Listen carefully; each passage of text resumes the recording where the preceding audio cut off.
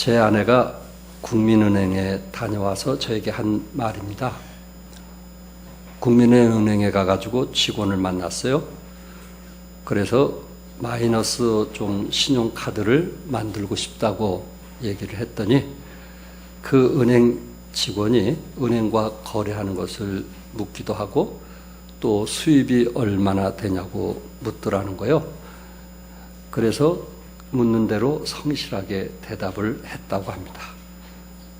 그랬더니 조금 있다가 직원이 한참 이제 조사를 하더니 작은 목소리로 이렇게 얘기를 하더래요. 아무래도 자격이 미달입니다. 그러더라고요. 신용카드 발급을 받을 수 있는 자격이 미달입니다. 그런 소리를 저에게 하는 거예요. 자격이 미달. 세상에서 자격 미달인 사람을 참 하나님께서는 이렇게 또 쓰시는구나 하면서 오히려 감사하게 됐어요. 세상에는 여러 가지 조건이 있어야 되는데 하나님께서는 조건 없이 우리를 받아줬다는 것이 얼마나 감사한가 그런 생각을 해보게 되었습니다. 오늘 특별히 그 사도 바울은 하나님의 은혜를 기억하면서 살았던 것입니다. 내가 나 된 것은 하나님의 은혜로 된 것이라. 사도 바울은 늘 살아가면서 하나님의 은혜로 되었다. 하나님의 은혜로 되었다. 사도 바울 그 생애 속에서 하나님의 은혜를 잊지 않는 지금까지 살아오면서 하나님이 선대하시고 이끌어 주시고 축복해 주신 그 은혜를 항상 잊지 않냐고 감사했던. 그래서 진정한 하나님의 사람은 어떤 사람인가? 하나님의 은혜를 뭐하지 않는, 잊지 않는 사람이다. 나 같은 죄인을 구원해 주신 하나님의 사람 얼마나 감사해요. 그리고 정말 나같이 쓸모없는 이런 사람을 하나님이 부르셔서 하나님 나라 확장에 쓰셨다는 그 사실이 얼마나 감사하냐 말이에요. 고린도전서 15장에 있는 말씀 속에서 이 사도 바울은 스스로 자신을 이렇게 얘기합니다. 자기는 사도 중에 자신이 지극히 작은 자요 사도라 칭함을 받을 수 없는 존재였다라고 고백을 하고 있어요. 또한 사도 바울은 자기를 스스로 죄인의 개수요 죄인의 개수라고 표현했고 만삭되지 못하여 난 자와 같다고 말하고 있습니다.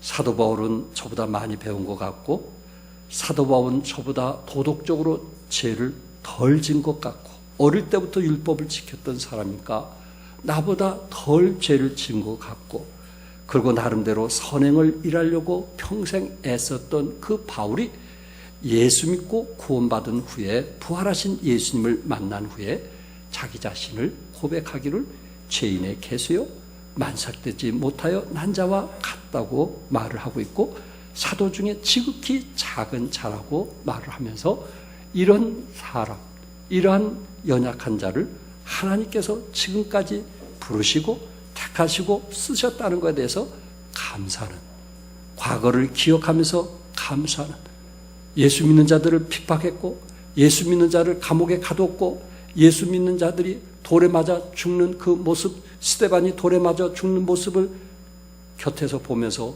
좋아했던 그 자신의 모습을 생각하면서 이런 난데 나 같은 사람을 자격도 없는 나 같은 사람을 하나님께서 용서해 주시고 그리고 하나님께서 죄를 기억지도 아니하시고 부활하신 예수님께서 나를 만나 주셔서 하나님께서 쓰셨다는 그 사실 그것을 너무 감사하면서 하나님의 은혜로 된 것이니 이렇게 고백을 하고 있습니다. 우리 구약 성경에 보면은 하나님께서 특별히 홍해바다를 건너게 했다든지 또한 놀라운 기적들이 일어난 또한 40년 동안 구름기둥과 불기둥을 인도했던 놀라운 기적들을 우리는 성경을 통해서 보게 됩니다. 그런데 하나님께서는 그런 일을 이루시고 그들의 후손들에게 기억하도록 했던 것을 보게 됩니다. 신명기 5장 15절에 보면 너는 기억하라. 내가 애굽 땅에서 종이 되었더니 내 하나님 여호와가 강한 손과 편팔로 거기서 너를 인도하여 내었나니 하나님께서 인도하신 것을 뭐하라 했어요? 기억하라. 신명기 7장 19절에서도 내 하나님 여호와께서 너를 인도하여 내리실 때 네가 본 큰 시험과 이적과 기사와 강한 손과 편파를 기억하라. 하나님께서 큰 시험, 이적, 기사, 강한 손, 편파를 기억하라. 신명기 8장 2절에서도 내 하나님 여호와께서 이 40년 동안에 내게 광야길을 걷게 하신 것을 기억하라. 신명기 8장 18절에 내 하나님 여호와를 기억하라. 그가 내게 재물을 얻을 능력을 주셨습니다. 재물을 얻을 뭘 주셨다? 능력을 주셨다. 능력을 주셨다. 우리 홍승호 지사님 지금까지 많은 손님들을 식당에서 받았지만은 토요일 날 아마 제일 많은 손님을 받았다고 합니다. 예, 햇볕이 이제 쨍 뜬 것 같아요. 정말 하나님의 뭐하심? 인도하심. 내게 재물을 얻을 능력을 뭐하셨습니다? 주셨습니다. 그거를 뭐하라? 기억하라. 살아오면서 하나님께서 나를 어떻게 축복했는지 좀 기억하면서 살아갈 때 그것이 누구의 은혜다?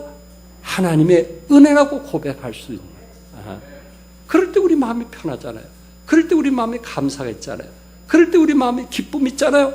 그런데 하나님의 은혜를 생각하지 못하면 짜증이 나고 화가 나고 불평이 되고 세상 뭔가 좀 뒤바뀌었으면 좋겠다는 그런 생각을 갖게 되잖아요. 그런데 사도 바울은 하나님의 은혜로 된 것이 하나님의 은혜로 되었다라는 것을 고백하고 있습니다. 사무엘상 7장 12절에 보면 사무엘이 돌을 취하여 미스바와 센 사이에 세워 이르되 여호와께서 여기까지 우리를 뭐 하셨다? 도우셨다고 그 이름을 뭐라 했어요? 에벤 에셀이라. 하나님께서 여기까지 우리를 도우셨다라고 그것을 감사하기 위해서 사무엘은 기념비를 세우고 그리고 그 이름을 에벤 에셀이라 이렇게 말하고 있습니다. 여러분 지금까지 살아오면서 우리가 기억해야 할 부분들 하나님께서 우리를 질병에서 치료해주시고 하나님께서 내가 어렵고 힘들 때 하나님께서 우리에게 필요를 채워주시고 하나님 나를 어떻게 사랑하셨는가라는 것을 우리가 기억해 보면 사도 바울처럼 하나님의 뭐라고요? 은혜다. 하나님의 은혜다. 이렇게 성숙된 그런 모습으로 고백을 할 수가 있습니다. 우리가 잘 알고 있는 야곱. 장자권을 얻기 위하여 아버지를 속이고 형 에서를 속였던 야곱. 결국은 외삼촌 집에 한 1000km 이상 걸어서 지팡이와 보따리 하나 들고 1000km 이상 걸어서 외삼촌 집에 가서 20년 동안 모순살이 했던 야곱. 그가 하나님 앞에 자기 고향으로 돌아오면서 하나님 앞에 과거의 20년 전을 기억하면서 감사했던 성경 구절이 창세기 32장 9절과 10절에 있습니다. 다 같이 한번 읽어볼까요? 시작. 야곱이 또 이르되 내 조부 아브라함의 하나님 내 아버지 이삭의 하나님 여호와여 주께서 전에 내게 명하시기를 내 고향 내 족속에게로 돌아가라. 내가 내게 은혜를 베풀리라 하셨나이다. 나는 주께서 주의 종에게 베푸신 모든 은총과 모든 진실하심을 조금도 감당할 수 없사오나 내가 내 지팡이만 가지고 이 요단을 건넜더니 지금은 2때나 이뤘나이다. 지팡이만 가지고 이 요단강을 건넜더니 그 요단강 근처에 있는 그곳에 머물게 되었을 때 그곳에서 기도하면서 하나님께서 2때나 이렇게 엄청난 축복을 주었다는 약복강 강가에서 엄청난 축복을 주었다는 그 과거를 생각하면서 하나님의 은혜라고 고백하는 야곱을 보게 되는 것입니다. 그렇구나. 사랑하는 성도 여러분, 야곱은 20년에 지팡이 하나밖에 없었는데 고향으로 돌아가는 그에게 수많은 가축과 하인, 처자식들이 있으니 실로 얼마나 감격스러운 일입니까? 하나님의 은혜인 거 믿으시기 바랍니다. 하나님의 은혜다. 여러분의 세월을 한번 조용히 생각해 보시고 여기까지 인도하신 에벤에셀의 하나님께 하나님의 은혜로다. 그래서 좀 은혜 안에서 강해지는, 은혜 안에서 우리 영성이 좀 풍성한 그런 삶이 필요하지 않겠는가. 두 번째는 사도 바울은 은혜를 감사하면서 하나님께 영광을 돌렸습니다. 내가 나된 것은 하나님의 은혜로 된 것이니 내게 주신 그의 은혜가 헛되지 아니하여. 사도 바울은 자신의 능력이나 지식을 자랑하지 않았어요. 자신의 존재를 드러내려고 하지 않았어요. 오직 하나님의 은혜로 된 것이라고 고백을 하고 있습니다. 사도 바울은 오늘의 자신이 된 것이, 나의 나된 것은 무엇이라고 했어요? 하나님의 은혜로다. 우리가 알고 있는 것처럼 사도 바울은 참 병자들을 많이 고치기도 했고, 그리고 세계를 무대로 삼아서 복음을 전해서 수많은 영혼들이 구원받게 되었고, 로마서에 보면은 그와 함께 했던 일꾼들이 100여 명이 되어서 그를 음으로 양으로 후원하고 도와주고, 그리고 바울을 위해서 기도했던 그런 사람들의 이름이 기록되는 것을 보게 됩니다. 사도 바울을 통해서 이루어진 업적이라는 것은 대단함에도 불구하고, 사도 바울은 내가 나된 것은 하나님이 뭐라 했어요? 은혜라. 자신을 드러내기보다는, 자신을 자랑하기보다는, 자신을 내세우기보다는, 내가 이렇게 해서 하기보다는 하나님의 뭐라고요? 은혜다. 나의 나된 것은, 지금까지 이렇게 살아온 것은 하나님의 은혜다라고 말씀을 하고 있어요. 여러분 아시나요? 사도 바울은 예수 믿기 전에 세상적으로부터 잘 나갔을까요? 예수 믿은 후에 잘 나갔을까요? 세상적으로 보면 그는 예수 믿기 전에 잘 나갔어요. 오히려 공의 의원이었고, 많은 사람을 가르치는 선생이었고, 그는 학구파였고 지식인이었어요. 어느 누구도 그를 따라올 수 없는, 생활을 염려할 필요가 없어요. 집을 염려할 필요가 없었어요. 이미 그는 모든 것을 다 누리면서 살아왔던 사람입니다. 그러나 부활하신 예수님을 만난 후에 그것을 모두 다 배설물로 버렸던 사도 바울을 우리가 기억하잖아요. 사도 바울이 지금 나의 나된 것은 하나님의 은혜라고 고백하는 것은 얼마나 가졌냐, 얼마나 누렸느냐, 그의 지위가 무엇이냐, 그것을 논하려고 하는 것이 아니에요. 그 순간순간 하나님께서 그를 축복해 주시고 함께하여서 그를 통해서 하나님 나라 확장에 쓰임받았던 그 사실에 감사하고 기뻐했던 바울의 모습을 보게 되는 것입니다.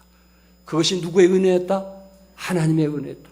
나를 통해서, 또한 나의 섬김을 통해서 사람들이 변화가 되고 모든 일이 아름답게 하나님께 영광 돌리시는 그런 수고를 할 수 있었다는 것, 그것이 하나님의 은혜요, 하나님의 축복이 아닌가라는 것을 말씀하고 있는 거예요. 우리들도 때로 다른 사람보다 공부를 더 할 수도 있고, 때로 사업이 잘 될 수도 있고, 때로 남들이 힘들 때 성공할 수도 있고, 때로 건강할 수도 있지만, 우리는 사도 바울 같은 사람이라면 결국 나의 나된 것은 누구의 은혜다? 하나님의 은혜라고 고백할 수 있는, 여러분들이 아신 대로 고린도서 1장에 보면은 아시아에서 당한 환난을 생각할 때 사도 바울은 살 소망까지 끊어졌다고 표현을 했고, 사형 선고를 받은 줄 알았다고 표현을 했습니다. 그런 사도 바울이, 살 소망까지 끊어진 사도 바울이 뭐라고 고백한지 아세요? 자기를 의뢰하지 말고 다시 살리신 하나님만 의뢰하도록 하기 위해서 하나님께서 살 소망까지 끊으셨다고 말하고 있어요. 여러분과 내가 이런 살 소망까지 끊어진 밑바닥에 왔을 때 우리가 고백할 수 있는 한 가지, 더 이상 나를 뭐하지 말고, 의지하지 말고 누군만 의지하게 함이라, 하나님을 의지하게 함이라고 표현할 수 있다면 얼마나 아름다운가. 그 사람은 하나님의 은혜를 알고 있는 사람입니다. 사도 바울은 그가 고백하기를 빌립보서 4장에 내가 궁핍함으로 말하는 것이 아니라 어떠한 형편에든지 나는 자족하기를 배웠노니 나는 비천에 처할 줄도 알고 풍부에 처할 줄도 알아 모든 일 곧 배부름과 배고픔과 풍부와 궁핍에도 처할 줄 아는 일체 비결을 배웠노라. 내게 능력 주신 자 안에서 내가 모든 것을 할 수 있느니라. 내게 능력 주신 자 안에서 내가 모든 것을 할 수 있다는 것은 돈과 관계되는 것은 아니란 말이에요. 복음과 관계되는 거예요. 하나님 나라 확장에 관계되는 거예요. 선교에 관계되는 거예요.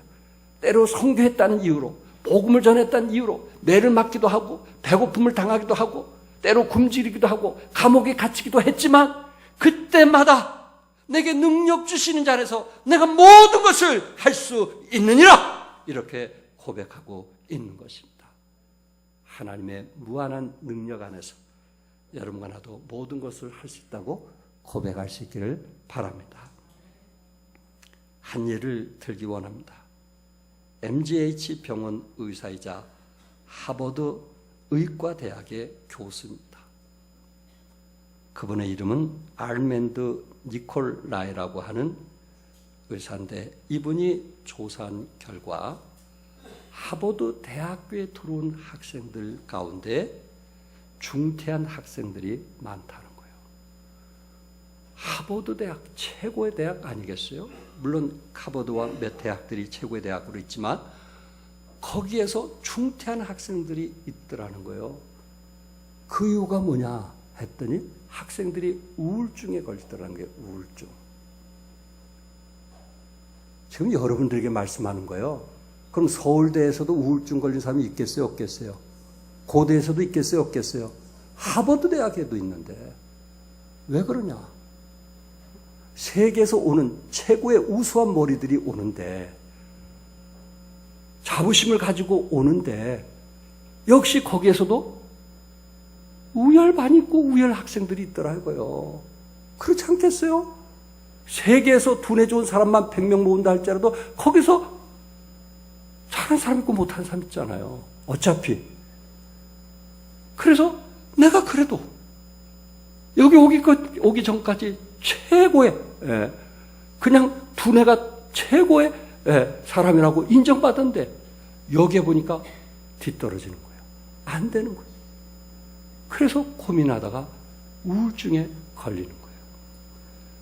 여러분들이 알고 있는 것처럼 우리 김학수 목사님 딸 김명아 그 자매 그분이 하버드대 교수잖아요. 그분이 상담학을 하버드대에서 가르치잖아요. 그분이 우리 목사님들에게 강의할 때 하버드 대학 학생들이 우울증이 걸려서 자기를 찾아온 사람이 많다는 거예요. 더 이상 공부를 할 수가 없어서 견디다 못해 찾아온 사람들이 많다는 거예요. 왜 그럴까요? 왜 그럴까요?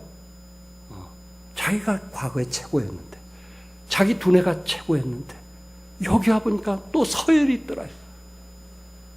마음에 욕심은 있고 이겨야 된다는 마음은 있는데 자기 뜻대로 한다니까 화가 나고 그리고 결국 포기하고 낙심하는. 하버드 대학에서도 이런 사람이 있구나. 그런데 마버 콜린스라고 하는 분이 중고등학생 중퇴자들을 모아서 특별 사립학교를 만들어가고요. 미국에서 이슈가 된 학교가 되었어요. 다른 학교에서 퇴학을 받은 학생들만 모아서 아이들을 가르치는데 최고의 아이들이 그곳에서 나오더라고요. 이 아이는 중퇴자이고 공부를 못한다고 부모들과 학교에서 인정을 했는데 그 학교만 들어가면 애들이 달라지더라고요. 어떻게 이럴 수 있느냐? 콜린스는 입학식 날 이런 얘기를 했어요. 여러분들은 곧 알파벳으로 글을 쓸 수 있게 될 것입니다. 여러분은 아무도 실패하지 않을 것입니다. 여러분은 실패와 안녕이란 노래와 함께 학교 문을 나설 것입니다. 학생 여러분 성공을 기대하십시오. 여러분은 여러분의 생각을 글로 쓸 것이고 시도, 암송 할 수 있을 것이고 사물을 분별할 수 있는 능력도 갖게 될 것입니다. 여러분은 셰익스피어, 도스토옙스키, 톨스토이의 책들을 이해하게 될 것입니다.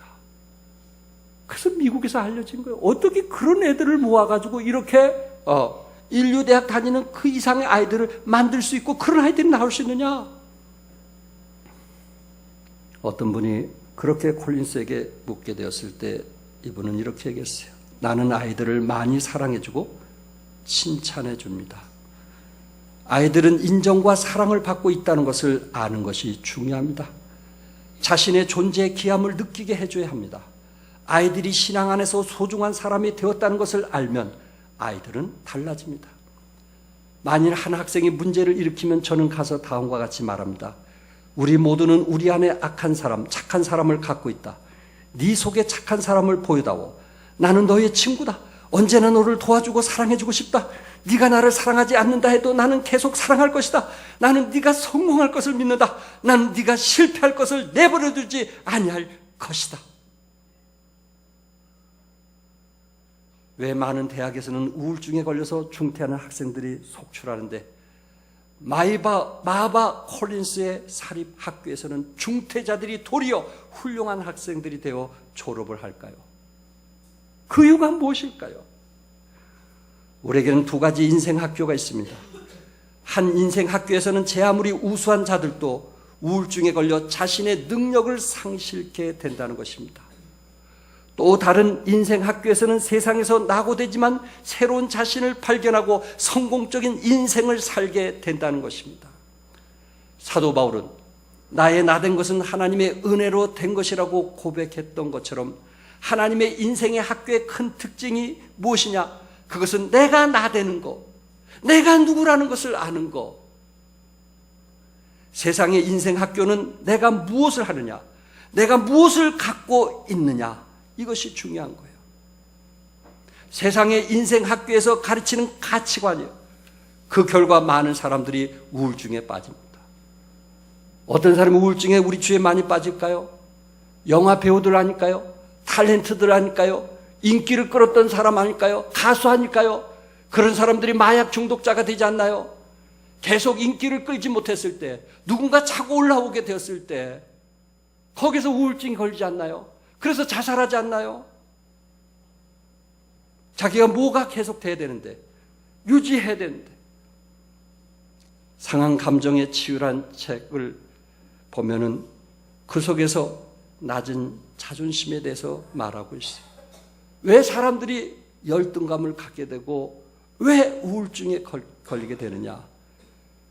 결국은 우리 애가 열등감을 갖게 됐을 때 인간 잠재력이 마비된다는 거예요.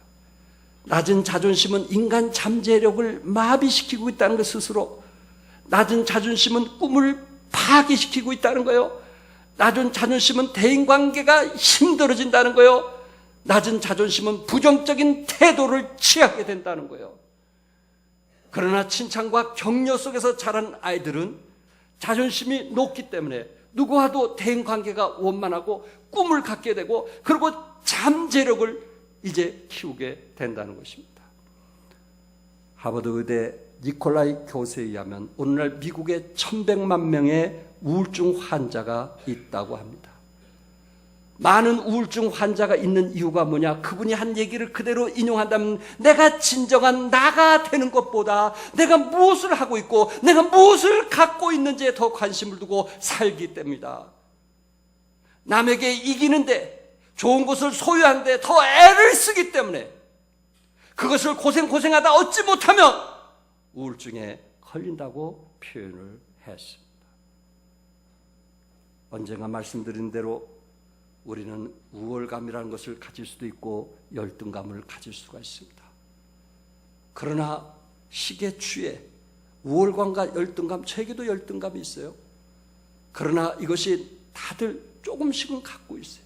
애로 우울감도 있을 수 있고 열등감도 있을 수 있는데, 그 추가 심하게 우울했다가 열등했던 이것이 심해지면 바로 우울증의 현상이 일어나게 되고 자살을 하게 되는 것입니다. 사도 바울은 나의 나된 것을 알게 되었을 때, 하나님의 자녀인 것을 알게 되었고 하나님께서 나에 대해서 기대함을 알게 되었을 때 그는 행복했고 어떤 고난도 감당할 수 있는 그런 힘을 갖게 되었다는 말씀입니다. 하나님의 은혜, 내가 무엇인가 잘했다기보다는 하나님의 은혜. 그럴 때 우리 마음속에 평안이 있고 기쁨이 있고 소망이 넘치라고 믿습니다. 끝으로 사도 바울은 자신의 수고를 하나님께 돌렸어요. 내가 모든 사람마다 더 많이 뭐 했다 그랬어요? 더 많이 뭐 했다 그랬어요? 수고했어요. 그 당시 모든 사람마다 더 많이 수고했다 그랬어요. 이 말을 하지 않는다 할지라도 우리가 그렇게 말하고 싶어요. 사도 바울은 다른 사도보다 더 많이 수고했어요. 다른 사도들도 십자가에 못이 박혀 죽은 사람도 있고, 그리고 거꾸로 죽은 사람도 있고, 그리고 순교한 사람도 있고, 많은 일들이 있었지만, 그러나 사도 바울을 보면 그들보다 더 많이 수고했다는 것은 내 자신이 말씀을 통해서 인정을 하게 됩니다.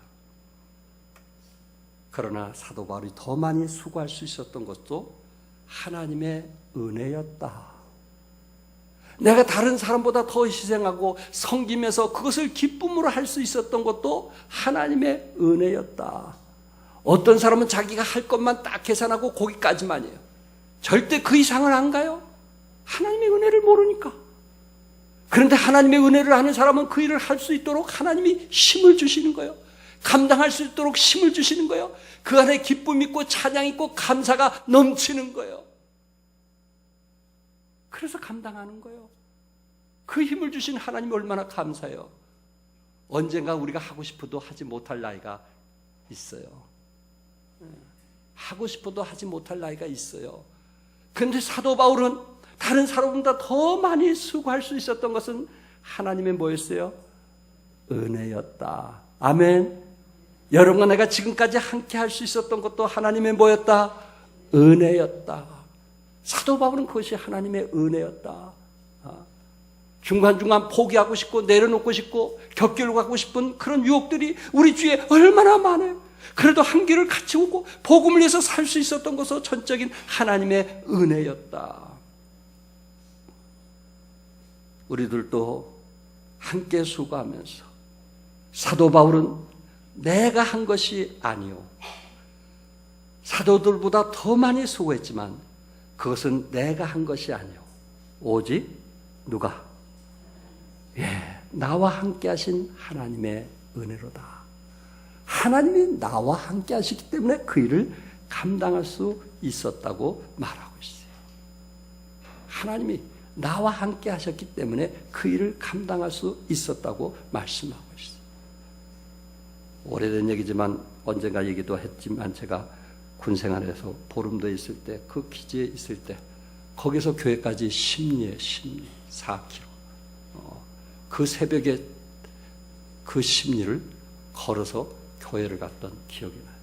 그래서 일부러 제가 그 OP라고 그러는데 그 기지 산꼭대기에서 보초를 서는데 밤 12시부터 4시를 제가 자원해서 신청하는 거예요.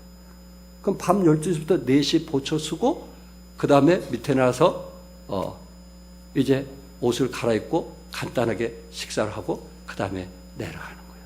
심리를 걸어서 가는 거예요. 밤에, 어두운 밤에. 그러면 교회 9시에 도착해서 주일학교를 하고 그리고 예배를 드리고 2시쯤 올라오면 빨래가 쌓여있어요. 그 내무반에 있는 모든 빨래는 네가 교회 갔기 때문에 네가 빨래하라고. 그럼 빨래를 짊어지고 오후에 하루 종일 빨래했다. 그런 시절이 있었어요. 근데 그게 누구의 은혜였을까요? 하나님의 은혜였어요. 여러분 보름도에 가보세요. 그 밤에 바람이 얼마나 세게 부는지, 이 창문이 덜렁덜렁 한다는 저 영화에서 보는 그런 것만 봤지, 거기서 진짜 창문이 덜렁덜렁 하는 그런 바람을 처음 봤어요. 그런데 또 왜 이렇게 전설이 많은지, 여기 어떤 여자가 목에 달려서 죽어가지고 거기 지나갈 때마다 그냥 옷깃이 그냥 찬송 소리는 또 왜 그렇게 큰지, 내주는 강한 성의 그 찬송을 왜 이렇게 자주 그곳을 지나갈 때마다 부르는지.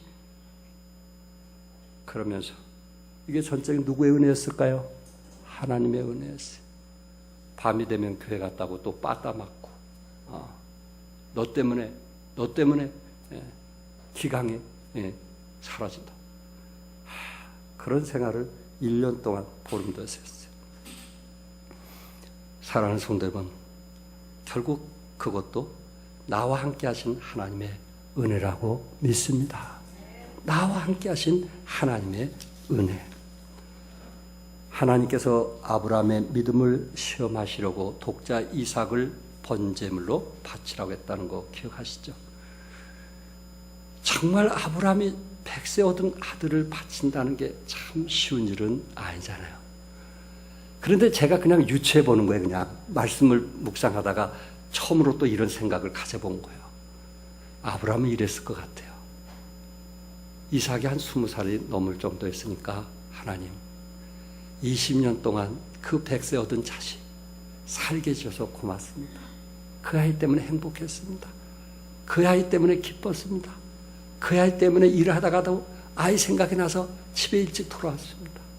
20년 동안 하나님께서 나에게 해주신 것 감사합니다. 이 자식도 하나님 것이니 하나님이 바치라고 하니 하나님 바치겠습니다. 그런 믿음이 아니었을까? 그동안 함께 해주신 것에 대해서 감사하고 고마웠던 그 마음, 그것을 가졌던 것이 아브라함이 아니었을까? 왜 이제 나이도 어린데 이 자식을 왜 하나님 데려가십니까? 그렇게도 표현할 수 있겠지만 하나님께서 저분을 내 친구로 함께하게 도와주셔서 행복했습니다. 정말 즐거웠습니다. 제 삶에 유익하고 복이 되었습니다. 하나님의 뜻이라면 보내겠습니다. 그런 마음이 아니었을까? 결국 아브라함이 이삭을 바칠 때 하나님께서 아브라함에게 나타나셔서 뭐라고 했어요? 22장 12절 같이 한번 읽어볼까요? 시작. 사자가 이르시되 그 아이에게 내 손을 대지 말라. 그에게 아무 일도 하지 말라.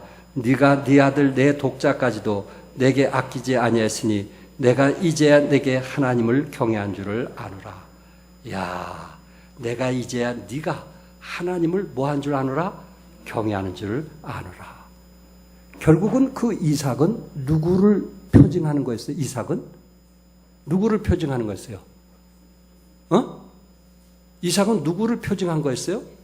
예수님을 표징한 거였어요. 하나님께서 자기 자식 이삭을 하나님께서 예수님을 이 땅에 우리를 위해서 바치시는 그것의 모욕이었단 말이에요. 아브라함이 그것을 거절했다면 하나님의 모형을 우리에게 보여줄 수가 없었던 거예요. 근데 아브라함이 그것을 순종했어요. 우리 하나님은 자식까지 죽이는 그런 하나님이 아니에요. 하나님은 우리의 믿음을 테스트한 거예요. 네가 이제 네가 하나님을 경외한 줄을 아노라. 이제 네가 하나님을 경외한 줄 아노라.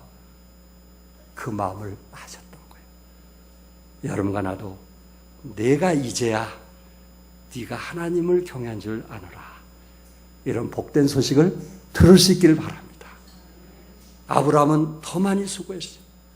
아브라함은 더 많이 드렸어요. 아브라함은 더 많이 헌신했어요. 그러나 그것을 자랑하지 않았어요. 누구에게 드러내려고 하지 않았어요. 이것은 전적인 누구의 은혜였다? 하나님의 은혜였다고 말하고 있어요. 영국 BBC 방송이 영국인 100만 명을 대상으로 설문조사를 했어요.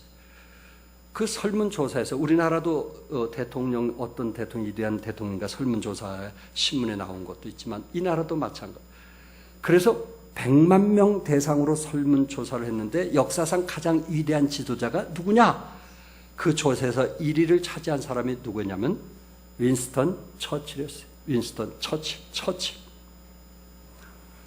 그런데 또 이 기자들이 가만 놔두질 않은 거예요. 그 윈스턴 처칠이라고 하는 사람이 모든 사람이 영웅으로 생각하는데 그럼 그 사람의 학생 시절의 성적은 어땠는가 생활 기록부를 본 거예요. 참 요상한 사람들 많아요. 그 생활 기록부를 봤더니 뭐라고 적혔냐면은 품행이 나쁘고 믿을 수 없는 아이, 희망이 전혀 없으며 다른 아이들과 싸움질 일삼는 문제야. 이렇게 나왔더란 말이에요. 그러나 기억하세요. 생활 기록부가 인생이 다가 아니에요. 혹시 여러분들 중에 우리 목사님 중고등학교 때 기록부는 어떤가? 제발 묻지 마세요. 그게 내 인생의 전부는 아닙니까? 절대 전부. 그리고 그는 지리 점수는 겨우 낙제. 그리고 삼수 끝에 샌드허스트 육군 사관학교에 입학했어요. 삼수 끝에.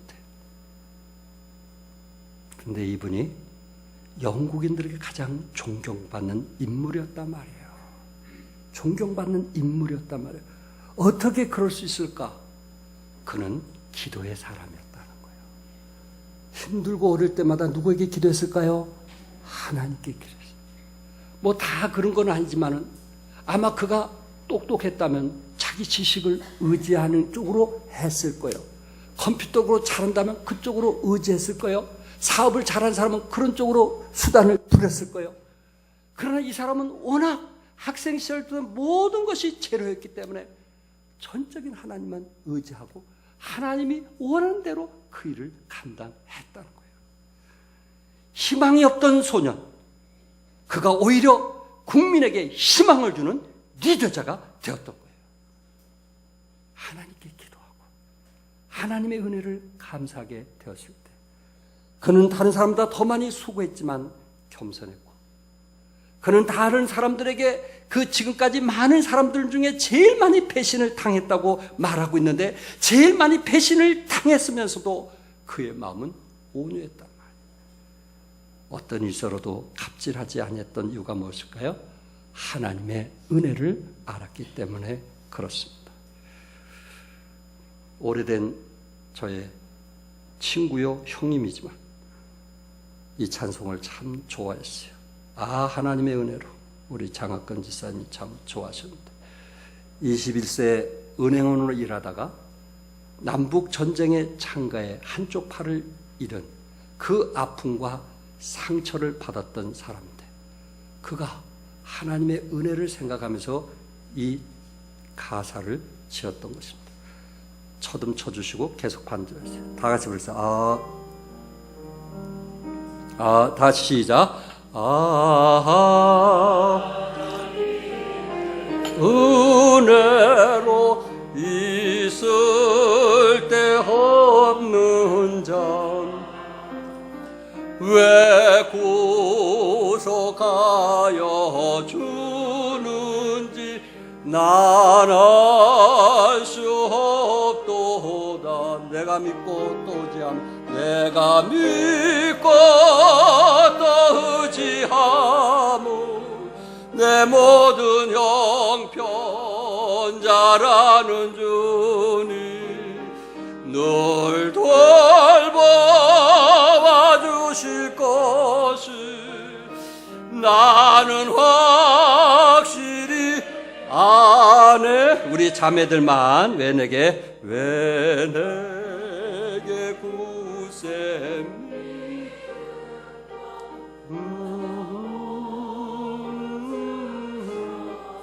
내 마음이 항상 편한지 난 알 수 없다.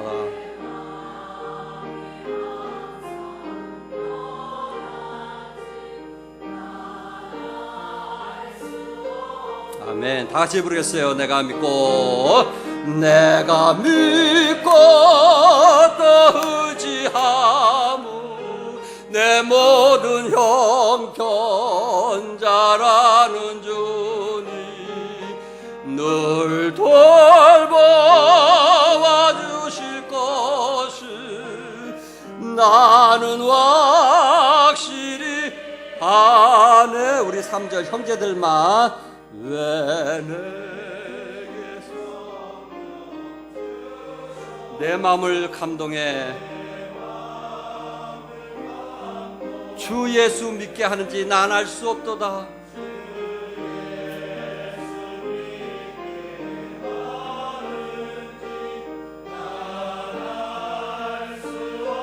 다 같이 내가 믿고